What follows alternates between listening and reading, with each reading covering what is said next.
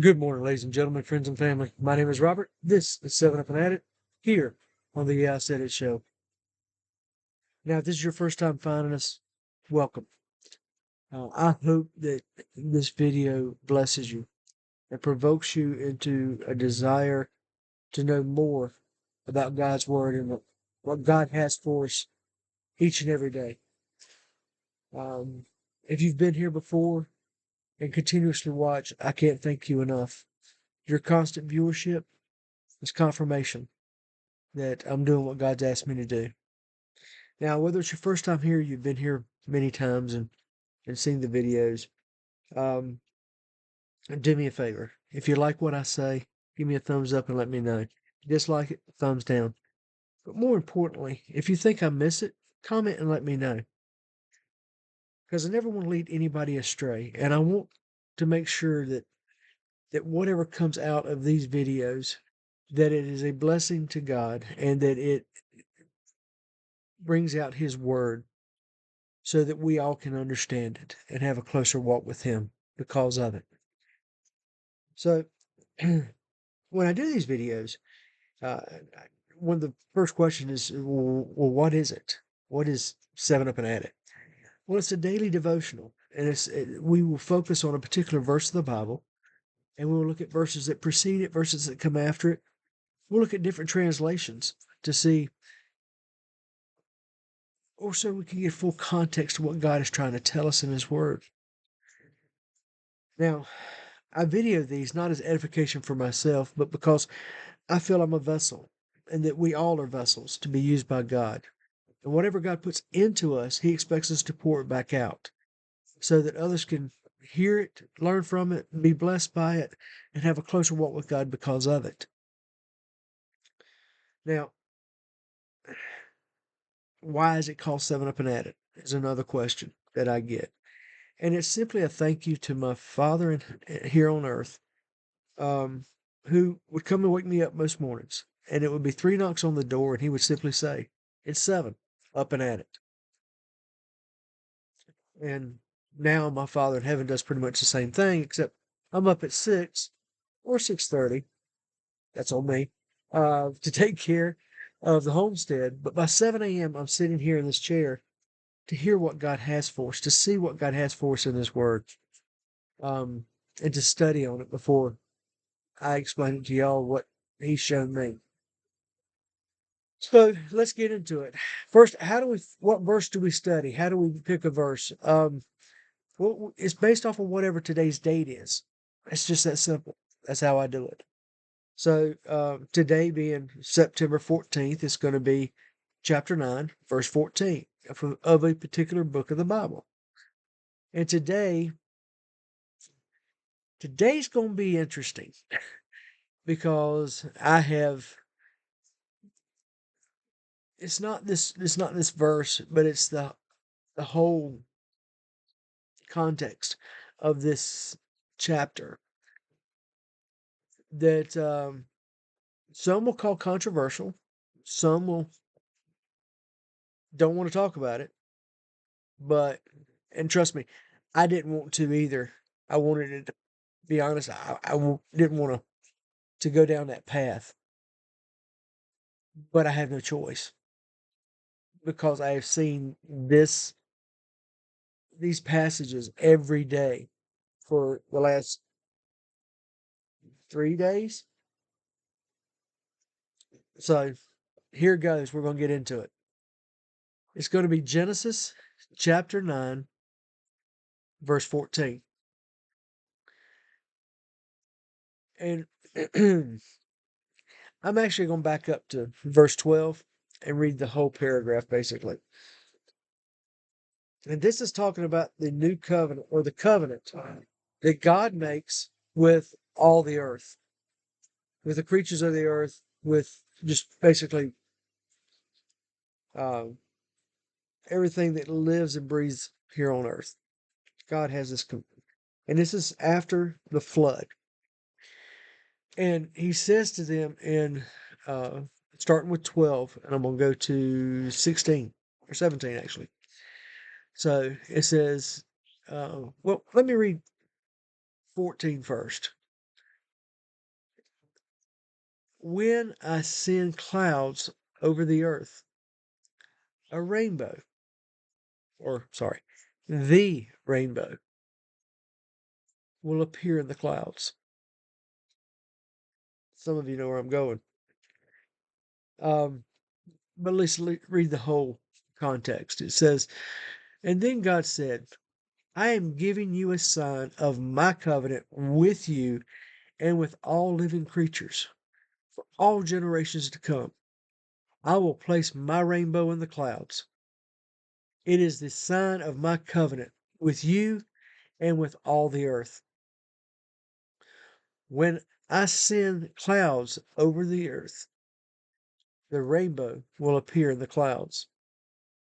And I will remember my covenant with you and with all living creatures. Never again will the floodwaters destroy all life. When I see the rainbow in the clouds, I will remember the eternal covenant between God and every living creature on earth." And then God said to Noah, "Yes, this rainbow is the sign of the covenant I am confirming with all creatures of the earth." Now, okay, the, the rainbow is a covenant between us and God that God made to us, in that he would no longer destroy the earth through flood.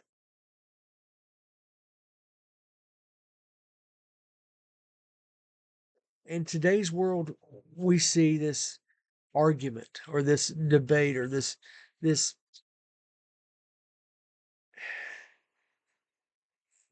fight over the rainbow.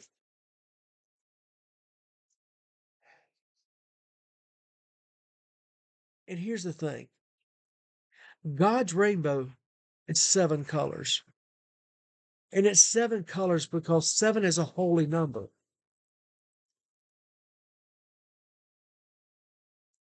And it is, if you ever learned this in school, the way I was taught the 7 colors of the rainbow was Roy D. Biv.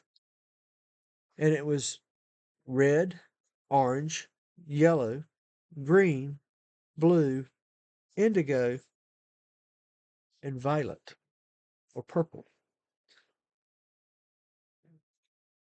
And so those 7 colors signify God's perfection. If you look at the rainbow that a certain group flaunts, there are only 6. And 6 is an unholy number. 6 represents man. And what man is able to do. See, man will never reach perfection of 7. He can only attain 6. That's why when God tells us that we're supposed to work 6 days and rest on the Sabbath, the 7th days, because the 7th is holy unto God. And that man can't continuously work 7 days a week. The body will not allow it to.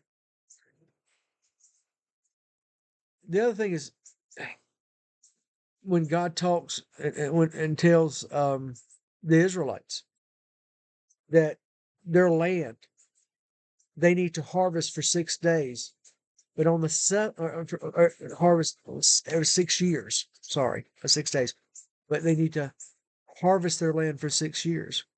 But in the 7th year is known as the year of Jubilee, and during that year, that ground needs to rest.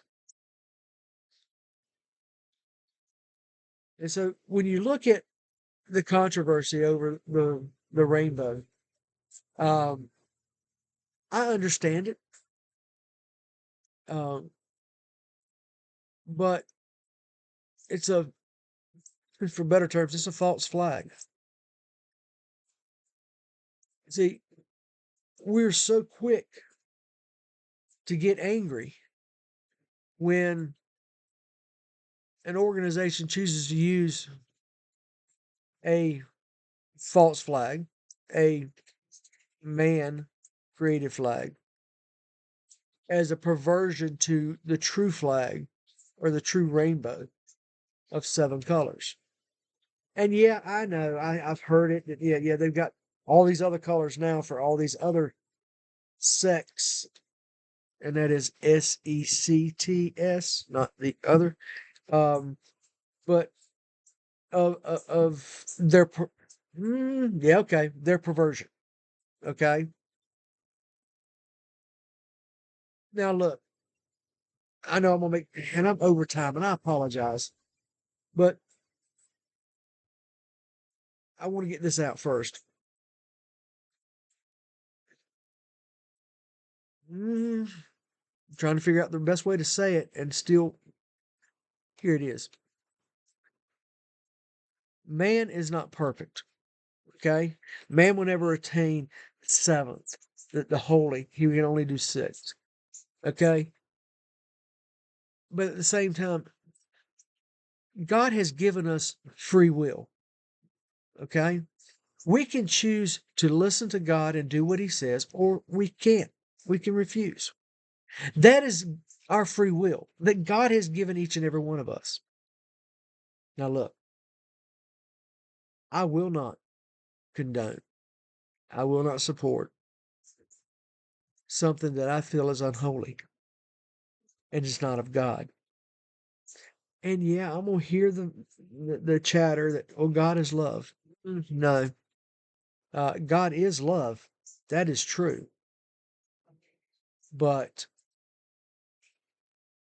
unholy love is not love. It's lust and it's perversion, and it's not of God, and God will not bless it. Because you look at the laws of nature, nature's God. There is male and female, and the only way to reproduce and to grow is through male and female, a union between them. So I'm over time, and I apologize, but understand this, that if you're going to fight about a flag and a fight about the rainbow, make sure you understand that what you're fighting is something that man has made with the 6 colors, but God has created the 7 and the rainbow, and that is a holy covenant between God and man. So I hope that blesses you. I apologize I went long, but if you agree with me, give me a thumbs up. If you disagree, give me a thumbs down. But more importantly, comment and let me know if you think I'm missing it. I invite your comments. So, folks, we'll leave it there. But remember, God has blessed you to be a blessing. So today, go out and bless somebody else, because by doing so, you make this world a better place. God bless you all. Thanks for watching. I'll see you on the next video. Y'all have a blessed day. Bye now.